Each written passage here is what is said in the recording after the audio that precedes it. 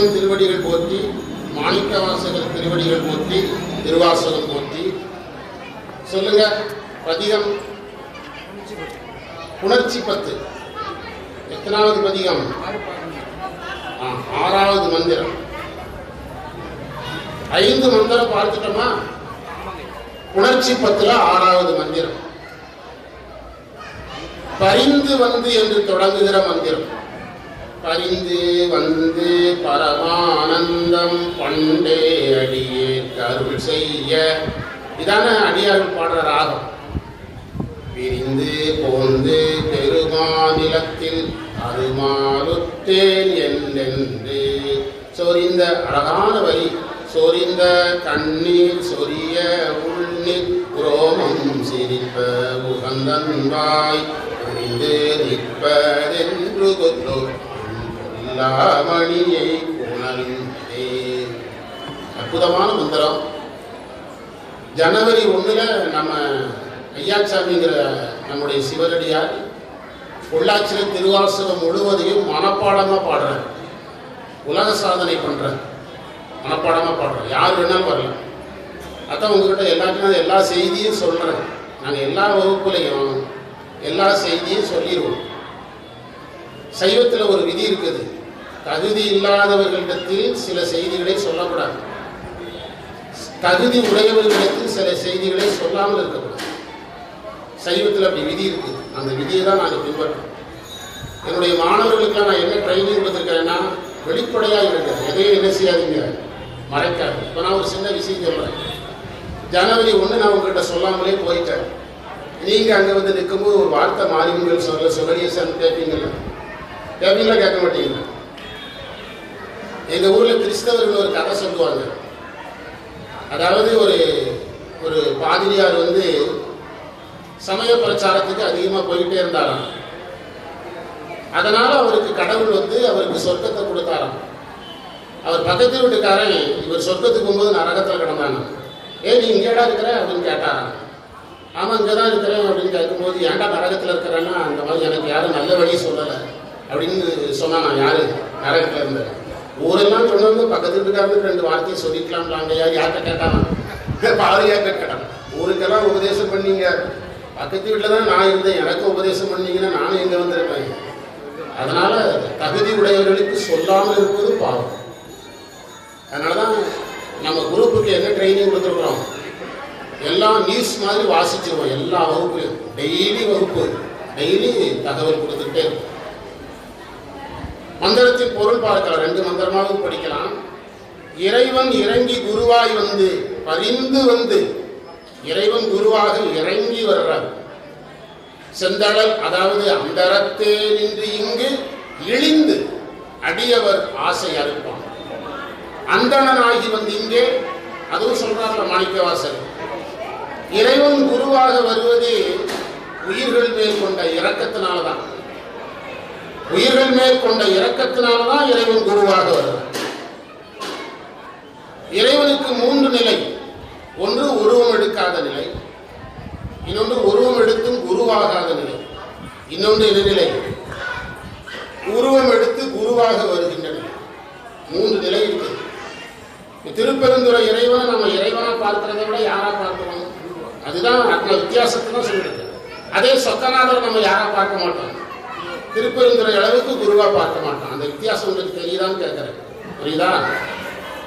இறைவன் இறங்கி குருவாக வந்து பேரானந்தத்தை முன்னமே அடியனுக்கு அருள் செய்யவும். பரிந்து வந்து பரமானந்தம் பண்டே, எனக்கு முன்பே பேரானந்தத்தை கொடுத்தாருங்கிறார். அந்த முன்பே என்ற சொல்லுக்கு என்ன பொருள்னா, அதாவது எனக்கு மாணிக்கவாசகர் தகுதியோடு இருந்து அந்த பேரானந்தத்தை பெற்றார். அவர் நமக்கு சொல்ற செய்தி என்னன்னா, இறைவன் கொடுக்கணும்னு முடிவு பண்ணிட்டா எதை பார்க்க மாட்டாரு, நம்முடைய தகுதியை பார்க்க மாட்டார்னு அர்த்தம். இறைவன் தகுதி பார்த்துதான் நமக்கு கொடுப்பது என்று முடிவு பண்ணினால் எதையும் கொடுக்க மாட்டார். நான் அந்த பரமத்தி வேலூர்ல சொன்னேன். சிவபெருமான் நம்முடைய டேட்டாவெல்லாம் கம்ப்யூட்டர்ல போட்டு பார்த்தாருன்னா கடைசியில் ஒரு ரிசல்ட் எழுதுவார், பிரிஸ்கிரிப்ஷன். இவனை திருவாசகத்தை 5000 வருடங்களுக்கு தொட விடாதீர்கள் எழுதுவார். அவ்வளவு பாவம் செய்திருக்கிறான். கைகள் எல்லாம் என்ன படித்திருக்கிறது? பாவக்கரை படிந்திருக்கிறது. இறைவன் நம்மளை பற்றி எந்த டேட்டாவும் என்ன செய்யறதில்லை, எடுக்கிறது இல்லை. அதைத்தான் மாணிக்கவாசகர் மதிமயங்கினார். என்ன வார்த்தை? சிவபெருமான் ஒரு மதிமயங்கினார். மதிமயங்கின என்ன அர்த்தம் தெரியுமா? எப்படி குழந்தையின் குறைகள் தாயின் கண்களுக்கு தெரிவதில்லையோ அதுபோல இறைவனுக்கு நம்முடைய குறைகள் என்ன செய்வதில்லை, தெரிவதில்லை. பண்டிதமணி கதிரேச செட்டியார்ல இருந்து ஒரு வரி இப்போ விளக்கம் சொன்னேன் சமீபத்தில். எல்லாருமே அசத்துட்டாங்க பண்டிதமணியுடைய உரையை பார்த்து. நாளைக்கு ஃபுல்லா பண்டிதமணி உரை தான். மானேர் நோக்கிங்கிறாரு திருவாசகத்தில், திருச்சதகத்தில் 55வது மந்திரத்தில். வேற நிறைய இடத்துல சொல்றாரு, அது ஒரு இடம். மானேர் நோக்கின்னு அம்மையே சொன்னார். பண்டிதமணி கேட்கிறார், மான் போன்ற மருண்ட பார்வைன்னார். மான் போன்ற மருண்ட பார்வைங்கிறது எல்லாருக்கும் தெரியும், எல்லாரும் மைக்கில் தான் பேசிட்டு இருக்கிறாங்க. பண்டிதமணி அந்த பொருள் சொல்லல. அம்மைக்கு ஏன் மான் போன்ற மருண்ட பார்வை? ஒரு உதாரணம் சொல்றேன். ஒரு பையனுக்கு கல்யாணத்துல விருப்பமே இல்லை, அதெல்லாம் கேட்க மாட்டாங்க, வேற வழி கிடையாது. ஒரு பையனுக்கு கல்யாணத்துல விருப்பமே கிடையாது. அம்மா சொல்லுது, என் காலத்துக்கு உன் கல்யாணத்தை பார்த்துட்டு போறேன், கடைசி பையன் பார்த்துட்டு போறேங்குது. பையன்கிட்ட சொல்லுது, உங்களுக்கு கல்யாணத்துக்கு சம்மந்தம் கேட்டா ஆமா ஆமான்னு 4 தடவை சொல்லுது. தம்பி வேலை கவர்மெண்ட் ஆஃபீஸுக்கு வேலைக்கு போகுதுன்னு சொல்லுங்க, ஆமான்னு சொல்லிடு.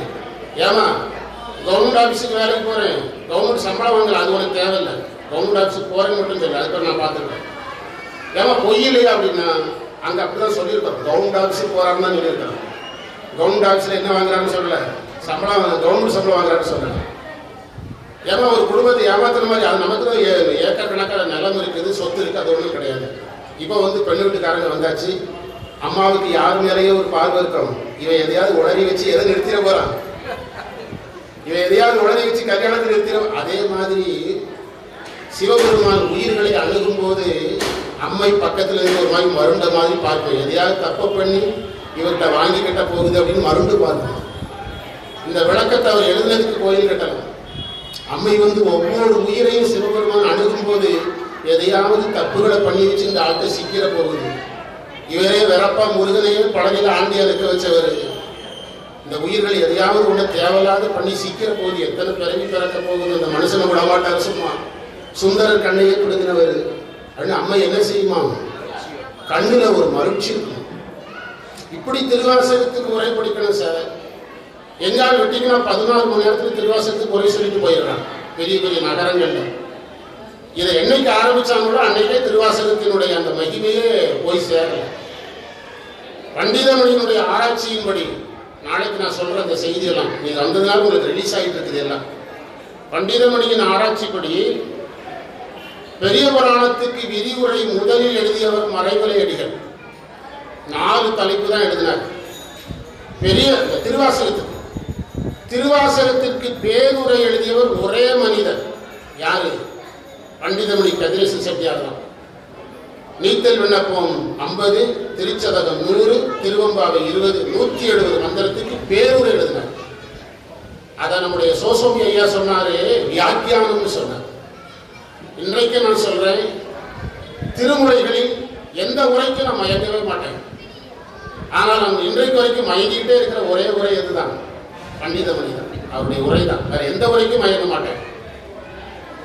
சொல்றாரு பாருங்க, நான் எனக்கு முன்னமே அருள் செய்தார், அவனை பிரிந்து பெரிய நிலவுலகத்தில் தங்கி கடத்தற்கரிய மயக்கமுற்றேனே என்று எண்ணி எண்ணி சிந்திய கண்ணீர். அவர் சொல்றாரு, இறைவன் என்னை ஆட்கொண்டான், இறைவன் எனக்கு பேரானந்தத்தை தந்தான், ஆனாலும் நான் அவரை பிரிந்து விட்டேன். பிரிந்து விட்டேன். மழ கையிலங்கு ஒரு கிண்ணம் என்றால் அரிய என்றுனை கருதுகின்றேன். மாணிக்கவாசர் சொல்றார், குழந்தை கையில தங்க கிண்ணம் கிடைச்சா அதுக்கு அதனுடைய மதிப்பு தெரியுமா? அது மாதிரி நீ ஒண்ணு எனக்கு தந்து அதனுடைய மதிப்பு தெரியாம போச்சேன்னு அடுறார். அதுதான் அங்கேயும் சொல்றார், நான் உன்னை பிரிந்து இந்த உலகில் தங்கி மயங்கி இப்படி ஆயிட்டேனேன்னு அழுதுகிட்டே இருக்கிறாங்கிறார். இப்படி ஆயிப்போச்சுதேன்னு அழுதுகிட்டே இருக்கிறார். உள்ளம் உருகி நீர் பொழிய மயிர்கள் எல்லாம் புலகாங்கிதம் அடைய அன்போடு இருக்கிறேன், நீ ஒரு சுயம்புவாக இருக்கக்கூடிய மாணிக்கம். இப்ப படிங்க, மந்திரம் புரியாம பார்க்கலாம். பழிந்து வந்து குருவாக வந்து பரமானந்தம் பண்டேங்கிறதுக்கு என்ன பொருள் எடுத்துக்கிடணும்னா, இறைவன் நமக்கு பக்குவத்திற்கு முன்பே அருள் செய்வார். இப்போ உங்க அப்பா உங்களுக்கு சொத்து எப்போ எழுதி வைப்பார்? உங்களுக்கு மில்லு நடக்கிறதுக்கு பக்குவம் தான் எழுதி வைப்பாரா, இல்லை பையன் நல்லா இருக்கட்டும் முன்னால் எழுதி வைப்பாரா? முன்னால் எழுதலாம், நீங்கள் எழுத வச்சிருக்கீங்க, இல்லைன்னா பேச போட்டுருவீங்க. அதே மாதிரி இறைவன் எனக்கு முன்னால் தந்தாருங்கிறார். அடியேற்கு அருள் செய்ய பிரிந்து போது பார்த்தீங்களா, அதுக்கு பிறகு நான் பிரிஞ்சுட்டேங்கிறேன், கிடைச்சி விட்டுட்டேங்கிறேன். அதாவது என்னால் அறியா பதம் தந்தாய். திருவாசகத்தில் மிக பயங்கரமான வரி, என்னால் அறியா பதம் தந்தாய், யான் அது அறியாதே கெட்டேன். எவ்வளவு பயங்கரமான வரி. நான் அதனுடைய மதிப்பு தெரியாமல் என்ன செஞ்சுட்டேன், கெட்டு போயிட்டேன். அதாவது ஒரு மாசடைந்த ஒரு மாணிக்கம், அது மாணிக்கம்னு எவனுக்குமே தெரியல. இது ஒரு விலை உயர்ந்த பொருளாக இருக்கலாம்னு மட்டும் ஒரு கணிப்பு கணிக்கிறாங்க. ஒரு கத்திரிக்காய் வியாபாரிகிட்டவே கொடுக்குறான், 2 கிலோ கத்திரிக்காய் வாங்கிட்டு கொடுத்துட்டு போங்கிறான். அரிசி வியாபாரிகிட்ட கொண்டு காட்டுறான், 2 கிலோ அரிசி வாங்கிட்டு கொடுத்துட்டு போங்கிறான். இப்படி எல்லா பயிர்களும் சொல்றான். கடைசியில் வைரக்கடைக்கு வந்துட்டான். அவன் சொல்றான், இதனுடைய மதிப்பு 5 லட்சம் ரூபா, 5 லட்ச ரூபா வாங்கிக்கங்கிறான். பொருள் எங்க போய் சேரணும், அப்படி வேல்யூ தெரிஞ்ச இடத்துக்கு அந்த கத்திரிக்காய்க்காரனுக்கு அது எதனுடைய வேல்யூல தான் தெரியும், கத்திரிக்காய் வேல்யூல தான் தெரியும். அதைத்தான் மாணிக்க வாசகர் நம்மை நினைச்சு சொன்னார். அதாவது இப்ப மாரியம்மன் நமக்கு கிடைச்சிருக்குது, அதாவது கால்கைகள் நல்லா இருக்குது, நினைச்சா வெள்ளிக்கிழமை வர முடியுது, வந்துடணும். வர முடியாத ஒரு முதிய நிலை வரலாம், அன்னைக்கு போக முடியலன்னு வருத்தப்படக்கூடாது, எப்பவே வந்துடணும். ஆமா, அதாவது ஆழ்வார் சொன்ன மாதிரி அப்போதைக்கு இப்போதே சொல்லி வைத்து அரங்கத்து அரவணை பள்ளியான். அதற்கு பிறகு நினைத்து ஏங்கக்கூடாது, ஐயோ போக முடியலையே போக முடியலையே ஏங்கக்கூடாது. சரியா? அப்படியே நீங்க ஏங்கினாலும் பக்தி வராது, பக்தி வராது. அதுக்கு ஒரு கதை அடுத்த வகுப்புல சொல்றேன். சரியா? அந்த பிரிந்து போந்து பெருமாளத்தில் அருமாலுட்டே, இறைவனை பிரிந்தா மயக்கம் வரும். 2 வாழ்க்கை தான். பொருளை நோக்கி ஓடுனா மயக்கம், அருளை நோக்கி ஓடுனா ஞானம். எதை நோக்கி ஓடுறதுன்னு நீங்க தான் என்ன செய்யணும், முடிவு பண்ணணும். ஊன நடம் ஒருபாலா ஞான நடம் தாம் நடுவே நாடினார். யாரு? உமாபதி சிவம். என்ன பொருள் உங்களுக்காக சொல்ற, சைவ சித்தாந்தம் பேசுறதுக்கு இடங்கள் இருந்தாலும் பேசுறேன். சிவாய நம, யகரம் எங்க இருக்கு? சென்டர்ல இருக்கா, வேற எங்க இருக்கா? சிவாய நம எங்க இருக்கு? சென்டர்ல இருக்கு. ஒரு பக்கம் சிவம் இருக்கு, சிவ, இன்னொரு பக்கம் நம இருக்குது. நமங்கிறது மறைப்பு, மேங்கிறது ஆணவ மலம். ஒரு பக்கம் நமக்கு பயன்படுற பொருள் இருக்கு, ஒரு பக்கம் நமக்கு பயன்படாத பொருள் இருக்கு. அவர் சொல்றாரு, ஊன நடம் ஒருபாலா ஞான நடம் தான் நடுவே, நீ மத்தியில் இருக்கிற, எங்க போறதுங்கிறத நீயே முடிவு பண்ணிக்க. எவ்வளவு அழகான மந்திரம். இந்த மந்திரத்தை உமாபதி சிவாச்சாரியார் திருவாசகத்திலிருந்து தான் தயாரிச்சார். ஊனை நாடகம் ஆடுவித்தவா உருகி நான் உனை பருக வைத்தவா, ஞான நாடகம் ஆடுவித்தவா பாடுற. திருவாசகத்தை எப்படி பாடணும்னு நிறைய ஊர்களில் பாடி காட்டிட்டு இருக்கிறேன். நாங்கள் பிரம்மாண்டம் நாளைக்கு பரமத்தி வேலூர்ல இருப்போம்.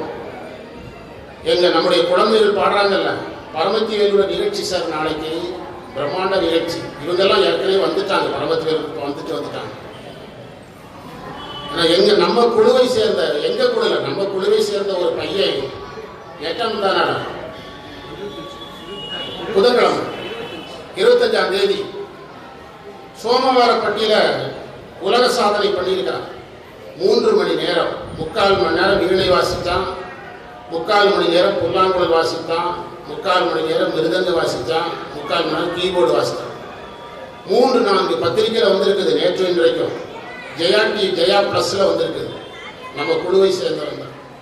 இப்ப என்ன ஆச்சுதுன்னா, இந்த குழு கூட சேர்ந்தா உலக சாதனை பண்ணலான்னு ஒரு செய்தி பரவி, இன்னைக்கு நீ கூப்பிடாத ஒருத்தர் கேரளாவில் ஒரு ப்ரோக்ராம் நீங்க வந்து தொடங்கி வைக்கிறாரு, கேரளா இடுக்கியில் அப்படின்னாரு.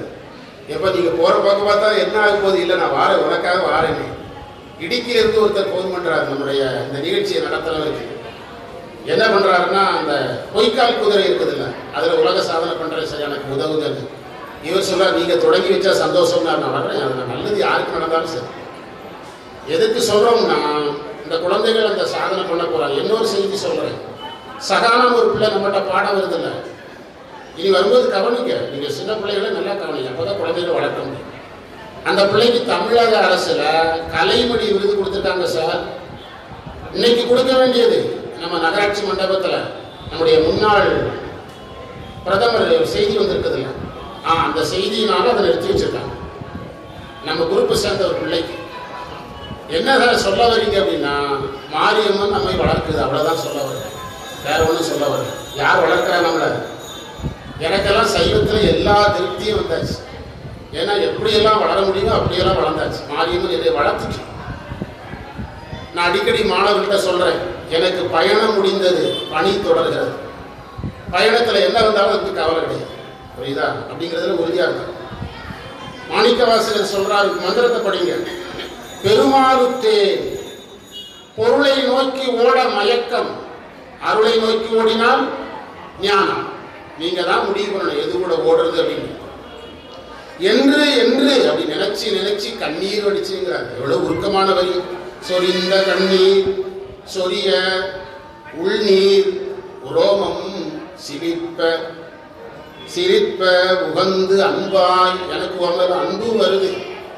புரிந்து நிற்பது என்று கொல்லோ, புரிந்துனா மகிழ்ந்துன்னு அர்த்தம். புரிந்து நிற்பது என்று கொல்லோ என் பொல்லாமணி. பொல்லாமணினா சுயம்புன்னு அர்த்தம். பொள்ளாச்சிங்கிற வார்த்தை, இந்த பொல்லா என்பது மாணிக்கவாசகரால் பொல்லா என்று பயன்படுத்தப்படுகிறது. பொல்லா, பொள்ளாச்சி போடுற பொல்லா தான் பொல்லா என்று வரும். பொல்லா பிள்ளையார்னா பொல்லா பிள்ளையாருடைய பொல்லாதவரா? பொல்லா பிள்ளையார். பொல்லா என்றால் சுயம்புன்னு பொருள். பொல்லாமணியை புணர்ந்தே. அடுத்த மந்திரம், அன்பரல்லாத ஏனையோருக்கு நினைவதற்கு அறியவர். சிவபெருமான் மேல் அன்பில்லாதவர்கள் சிவனை அறிய முடியாது. சிவனை அறியணும்னா என்ன வேணும்? அன்பு வேணும். யாவராயினும் அன்பர் அன்றி அறியோனா மலர் ஜோதியான். மாணிக்கவாசகர் சொல்றார், அன்பினில் விளைந்த ஆரமுதே. அன்புதான் திருவருட்பயன்ல 80வது மந்திரம் சொல்லுது, இன்பில் இனிது என்றல் இன்று உண்டேல் இன்று உண்டாம் அன்பு நிலையே அது. என்ன பொருள்? அன்பு வந்தா இன்பம் வரும். இறைவன் மேல் அன்பு வராத வரைக்கும் என்ன வராது? இன்பம் வராது. அன்பர் அல்லாத ஏனையோருக்கு நினைப்பதற்கு அரியவனாக இருக்கிறான். பஞ்சபூதங்கள் 5 மாணவன், அவனுக்கு சமமாக யாரும் இல்லை. அவனுக்கு சமமாக யாரும் இல்லை. ஒரு அரிய செய்தி அது. அவனுக்கு சமமானவர் யாரும் இல்லை. ஒரு செய்தி சொல்றோம், மார்கழி நோன்புன்னு சொல்றோம். திருவாதிரை எப்போ வரும்? எத்தனை நாள் இருக்குது? ஜனவரி. வெரி குட், ஜனவரி 13. உண்மை என்னன்னா, நாளைக்கு பேசுறதுல இன்னைக்கு வந்துட்டு இருக்குது. உண்மை என்னன்னா, திருவாதிரைக்கு 10 நாளைக்கு முந்திதான் மார்கழி நோன்பு தொடங்கணும். இனி சொன்னா இவங்க நாளைக்கு வரமாட்டாங்க. நிறைய செய்திகள் ரிலீஸ் ஆகிருப்போம் தெரியுது. சைவத்துல என்ன மரபு தான் இருந்தது? திருவாதிரைக்கு 10 நாளைக்கு முன்புதான் மார்கழி நோன்பு தொடங்கணும். அதெல்லாம் நிறைய விதிகள் அடுத்த வெள்ளிக்கிழமை சொல்றேன். சில விஷயங்களை ரகசியமா வைக்க வேண்டியது இருக்குது சிலருக்காக. அது தெரியறதுக்காக இல்ல, அந்த சுவராசியம் என்ன செஞ்சிடும், கோயில் நேற்று தான் மாரியம்மன் கோயில சொன்னார்கள் அப்படிம்பாங்க. தனக்கு நிகரானவர் யாரும் இல்லாதவன் யாரு? சிவபெருமான். சேர்ந்தறியா கையன். திருமூலர் சொல்றார், சிவபெருமான் யாரையும் இப்படி கும்பிட்டது இல்லையா. ஏன்னா அப்படி கும்பிடுற அளவுக்கு யாரும் பெரியவங்க இல்லையா. சேர்ந்தறியா கையன் அம்மானையில சொல்றார் மாணிக்கவாசகர். திருமூலர் சொல்றார், நீங்க யாரும் இல்லாத ஒரு பொருளை பார்த்து உடல் பூரித்து, சிவபெருமானை பார்த்து நம்முடைய உடம்பு பூரிக்கணும். பூரித்தல்னா உடம்பு அப்படி கோயிலுக்குள்ள வரும்போது 50 கிலோ வெயிட் மாதிரி, வெளியுங்க 60 கிலோ வெயிட் மாதிரி தெரியணும். அதுதான் பூரித்தல். பூரின்னு ஏன் பேர் வந்தது? உப்பிட்டு இருக்கிறதுனால பூரின்னு வந்தது.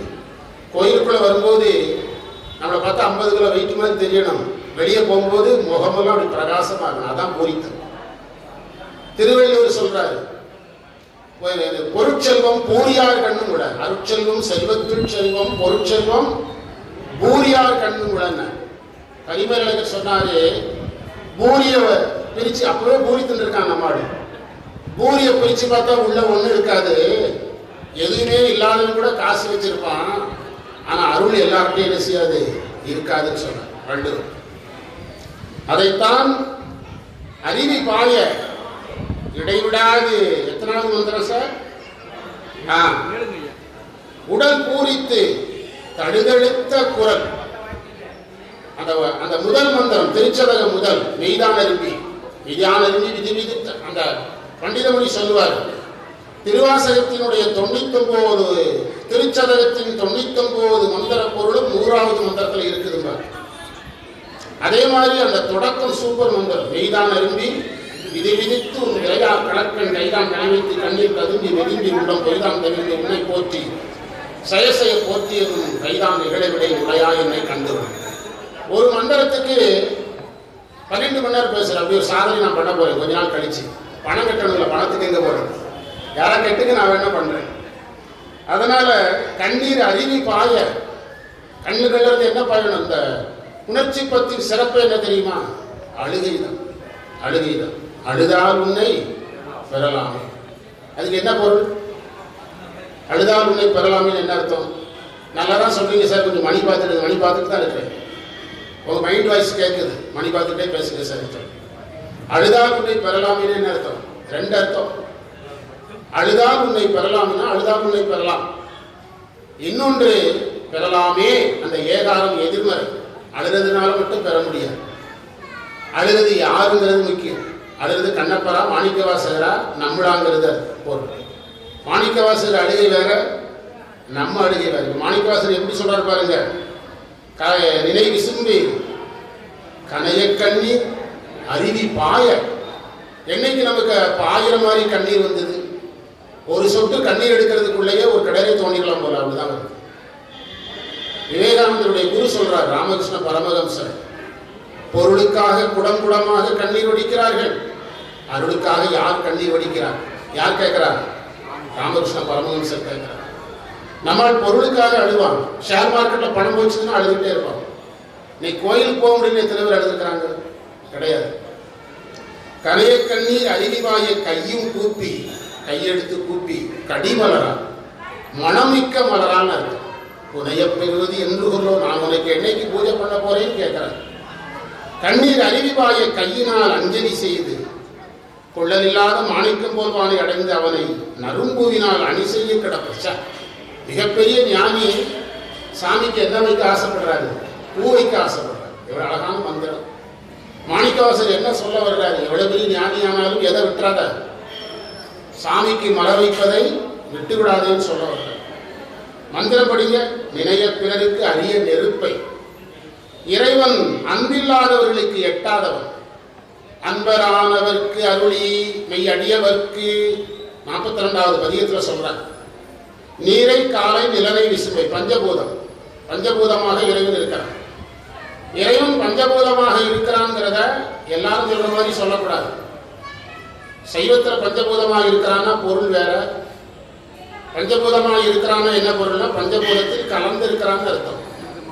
பஞ்சபூதமே கடவுள்னு எடுக்கக்கூடாது. பஞ்சபூதத்தில் கலந்திருப்பதனால் பஞ்சபூதம் யாராகிறது? கடவுளாகும். பஞ்சபூதமே கடவுள்னா அப்போ கோயிலே வேண்டியதில்லை. பஞ்சபூதத்தில் அவன் கலந்திருப்பதனால் வணங்குகிறோம். அப்படி அதற்கு சைவ சித்தாந்தத்தில் தடக்கம்னு சொல்லுவாங்க. என்ன பொருள்? தடக்க நிலைன்னு சொல்லுவாங்க. அதாவது நிலத்தில் இறைவன் இருக்கிறார், நிலமே இறைவன் அல்ல. அப்படி புரிஞ்சுக்கிடணும். லாஜிக்கா சொல்லியிருக்கிறேன். நிலத்தில் இறைவன் இருக்கிறார், நிலமே இறைவன் கிடையாது. தனக்கு தனி ஒப்பாறை இல்லாத தனியை அவனுக்கு ஒப்பாக. எவ்வளவு அழகான வரி! சைவ சித்தாந்தம். எங்கும் எவையும் எரியூர் நீர் போல் தங்கும் அவன் தானே தனி. அதே வார்த்தையை மாணிக்கவாசகர் பயன்படுத்துறார். தனி, அவனுக்கு சமமா யாருமே கிடையாது. தனி ஒப்பாறை இல்லாத தனியை நோக்கி தழைத்து தடுத்த கண்டம். பேச்சே வரக்கூடாது. உண்மையான பக்தி வந்தா என்ன வரக்கூடாது? வார்த்தைகளே வரக்கூடாது. வார்த்தைகளே வரக்கூடாது. அதாவது கரெக்டான சூழல் எதுனா, நம்ம தங்கச்சிக்கு திருமணம் முடிஞ்சு தங்கச்சி கணவர் வீட்டுக்கு புறப்படுது. அப்போ அப்பாவுக்கும் பேச்சு வராது, அம்மாவுக்கும் பேச்சு வராது, அண்ணனுக்கும் பேச்சு வராது, யாருக்கும் பேச்சு வராது. அந்த சூழல் மாதிரி இறைவன் அணுகணும். அதுதான் சரியான சூழல். ஒரு பெண்ணுக்கு திருமணம் முடிஞ்சு அப்பா வீட்டுக்கு போச்சுது. பெண்ணுக்கு பெண்ணுக்கு அப்பா அழுன்னு அழுதாரு. மாப்பிள்ளை சொன்னாரு, மாமா அழாதீங்க, எல்லாம் நான் பெண்ணை நல்லா பார்த்துட்டேன்னாரு. அதுக்கு அந்த அப்பா சொன்னாரு, நான் என் பெண்ணை நினைச்சு அழலடா, ஒன்றை நினைச்சு அழுதுட்டு இருக்கேன். ஏன் நாங்கள் பட்ட இம்சை, இனிமேல் இவன் என்ன, இவனை பார்த்தா பாவமா இருக்கிறான், இவன் என்ன பாடுபட போறான். அப்படியே இப்போ காலங்கள் என்ன செய்து போச்சு, மாறி போச்சு. அப்படி நீங்க வாத்தியார் சொன்னது, இது என்னுடைய கருத்து கிடையாது. தழைத்து கனைய கண்ணீர் அருவிவாய கையின் கூப்பி கடிமர ரச. அழகான இடம். மாணிக்க வாசகர் ஒரு ஜீவன் முக்தரா நிற்கிறாரு, அதை பதிவு பண்றாரு. சாமிக்கு என்ன கூட ஆசைப்படுறாரு, மிகப்பெரிய செய்தி. கையும் கூப்பி, நான் கையெடுத்து உன்னை கும்பிடணும் அப்படிங்கிற, குப்பி கடிமலரால் உனையப் பெறுவது என்று மலர் வைத்து இறைவனை வணங்க மாணிக்க வாசகர் ஏங்குகிறார் என்றால் நம்மெல்லாம் எவ்வளவு ஏங்கணும். என்ன சொல்றீங்க? இந்த சீசன்ல நிறைய பேர் பூஜை பண்றதுக்கு பூவே இல்லை சார், மார்கழி மாசம் பூவே இல்லை. அப்போ மார்கழி மாசம் சாப்பிடவே மாட்டோமா? நீங்க கோயம்புத்தூர் போனா, நான் போகும்போதெல்லாம் வாங்கிட்டு வந்தேன்.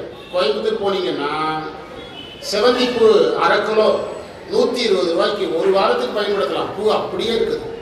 வாங்கிட்டு வந்தேன் கோயம்புத்தூர் 2-3 தடவை வாங்கிட்டு வந்தேன். ஈரோடு போகும்போது வாங்கிட்டு வந்தேன், யார் கூட இருந்தாங்கன்னு தெரியல. வெளியூர் போகும்போதெல்லாம் எதோட வந்துடுறது, சிவந்திப்பூ. ஏன் சார், ஒரு நேரம் ஹோட்டலில் சாப்பிட்டா 120 ரூபா இருக்குது. அரை கிலோ செவந்திப்பூ வாங்கினா 2 கலர்ல, 1 கிலோ காக்கிலோ, இன்னொரு 1/4 கிலோ, அரை கிலோ வாங்கினா அழகா பூ. அந்த செவந்தி வந்து ஈஸியா வாடும். செவந்தி வாசத்துக்கு எந்த மலரும் ஈடாது. அது சாமிக்கு என்ன செய்யலாம், நல்லா பூஜை பண்ணலாம். அதெல்லாம் சாமிக்கு நம்ம மலர் இல்லைன்னு என்ன செய்யக்கூடாது. இப்போ நிறைய பேர் இப்படி ஒரு டைலாக் ஆரம்பிச்சிருக்காங்க, மார்கழி மாசம் பூஜை அளவாத சார் செய்யற பூவே இல்லை, அப்போ சாப்பிடாத, டிஃபன் நிறுத்திடு. சரியா? ஆமா. அந்த மலரிட்டு வணங்குவது என்றோன்னு கேட்டார். நிறைய பிறருக்கு அரிய நெருப்பை, நீரை காலை நிலனை விசும்பை, தனை ஒப்பாறை இல்லா தனியை நோக்கி தழைத்து தழுத்த கண்டம் கனைய கண்ணீர் அருவிவாய கையும் கூப்பி கடிமலரால் உனையப் பெறுவது என்று கொல்லோ என் பொல்லாமணியை உணர்ந்தே. மாணிக்க வாசகர் திருவாசகத்தை சத்தம் போட்டு பாட சொல்லல. அவர் என்ன சொன்னார், சொல்லிய அங்க சொன்னோம்ல, எந்த ஊர்ல, இந்த பொருளுணர்வை எடுத்துடுவாங்க சார் எல்லாரும். நான் எடுக்கிறது வேற இடம். சொல்லிய பாட்டு திருவாசகம் என்ன பாட்டு, பாடிய பாட்டல்ல. என்ன பாட்டு? சொல்லிய பாட்டின் பொருள் உணர்ந்து பாடுவாரா சொல்லுவாரா சார்? சொல்லிய பாட்டின் பொருள் உணர்ந்து பாடுவாரா சொல்லுவாரா? சொல்லுவார். திருவாசகத்தை சொல்லதான் சொல்லியிருக்கிறார் மாணிக்க வாசகர். என்ன செய்ய சொல்லல, பாட சொல்லல. சத்தத்தை குறைங்கன்னு அர்த்தம். அப்படி ஒரு ஊர்ல பாடி காட்டுங்கன்னு சொன்னாங்க. நான் இப்ப பாட போகல, ஒரு வரி பாடி காட்டுறேன். அம்மையே அப்பா ஒப்பிலா மணியே அன்பினில் விளைந்த ஆரபுதி. இப்படி திருவாசகம் முழுவதையும் பாடும். 6 மணி நேரம் பாடி ஒரு சொட்டு கண்ணீர் வடிக்காம இருக்கிறதுக்கு, ஒரு மந்திரத்தை 5 நிமிஷம் பாடி ஒரு சொட்டு கண்ணீர் வடிங்க, 2 ஈக்குவல் தான். சரியா? பார்க்கலாம். இந்த அளவில் நிறைவு செய்வோம். இந்த வாய்ப்பை நமக்கு தந்த திருக்கோயில் பரம்பரை அரங்காவல் ஐயா அவர்களுக்கும், செயலர் அவர்களுக்கும், ஆன்மீக பேரனுடைய தலைவர், போட்டோலாம் எடுத்துடுங்க, அந்த ஆடியன்ஸ் போட்டோ எடுத்துடுங்க, ஆன்மீக பேரனுடைய தலைவர் நல்லாசிரியர் திருமதி கலாவதி சிவசிங்கம்மா அவர்களுக்கும், திருக்கோயில் சிவாச்சாரியார்களுக்கும், வருகை தந்த அடியார்களுக்கும், பொதுமக்களுக்கும் வணக்கம் சொல்லி வகுப்பை நிறைவு செய்வோம். சிவாய நம. மாணிக்கவாசகர் திருவடிகள் போற்றி, சேக்கிழார் திருவடிகள் போற்றி. இன்று நமக்கு கிடைத்த அனைத்து சிறப்புகளையும் நம்முடைய குருநாதர் சம்பந்த சரணாலயங்கள் திருவடிகள் எண்ணமரங்களாக சமர்ப்பிப்போம். நற்றுணையாவது நமச்சிவாயுவே, அஞ்சுவது யாதொன்றும் இல்லை, அஞ்ச வருவதும் இல்லை. ஆன்மீகில் வளாது வீக, மறிவளம் சுரக்க, மன்னன் போர்முறை அரசு செய்ய குறைவிலாது உயிர்கள் வாழ்க, நான்மறை அரண்கள் ஓங்க, நற்றவம் வேண்டி மல்க, மேன்மைகள் செல்வரீதி விளங்குக, உலகமெல்லாம் சிவாய நம சிவாய.